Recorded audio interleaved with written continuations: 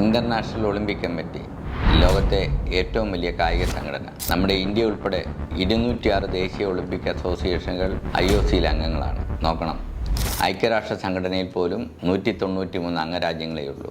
4 വർഷത്തിലൊരിക്കൽ നടക്കുന്ന ഒളിമ്പിക്സ് മഹാമഹത്തിന് ചുക്കാൻ പിടിക്കുന്ന IOCയാണ്. ലോകത്തെങ്ങുമുള്ള കായിക താരങ്ങളെ ഒരുമിപ്പിക്കുന്ന വികാരം. BC 7-ാം നൂറ്റാണ്ടിൽ പുരാതന ഗ്രീസിൽ സിയൂസ് ദേവനെ പ്രീതിപ്പെടുത്താൻ കായിക മത്സരങ്ങൾ സംഘടിപ്പിച്ചിരുന്നു. ഇതിൽ നിന്നാണ് ഒളിമ്പിക്സ് എന്ന മിത്തിന് തുടക്കം. 1894 ഫ്രഞ്ചുകാരായ പിയറി ഡി കുബർട്ടിനും ഗ്രീക്കുകാരനായ ദിമിത്രിയോസ് വിഗേലാസും ചേർന്നാണ് ഇന്റർനാഷണൽ ഒളിമ്പിക് കമ്മിറ്റിക്ക് തുടക്കമിടുന്നത്. കുബർട്ടിൻ ഒരു വിദ്യാഭ്യാസ വിദഗ്ധനായിരുന്നു. വിദ്യാഭ്യാസ രീതികളിൽ എന്തുകൊണ്ട് സ്പോർട്സ് ഉൾപ്പെടുത്തിക്കൂടാ എന്ന അദ്ദേഹത്തിന്റെ ചിന്തകളാണ് ഒളിമ്പിക്സിന്റെ പുനർജനിക്ക് വഴിയൊരുക്കിയത്. ഓരോ രാജ്യത്തിനു വേണ്ടിയും കായിക താരങ്ങളെ മത്സരിപ്പിച്ച് സ്പോർട്സിലൂടെ ദേശീയബോധം ഉണർത്താമെന്നും കുബർട്ടിൻ ചിന്തിച്ചു.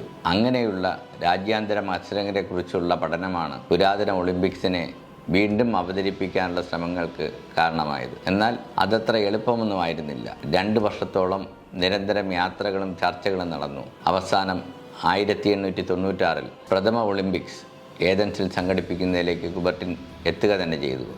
അക്കാലത്ത് വിരലിലെണ്ണാവുന്ന രാജ്യങ്ങളെ കൂട്ടിയാണ് IOC തുടങ്ങിയത്. അല്ലെങ്കിലും ഏത് വൻമരവും വിടരുന്നത് ചെറിയൊരു തളിയിൽ നിന്നാണല്ലോ.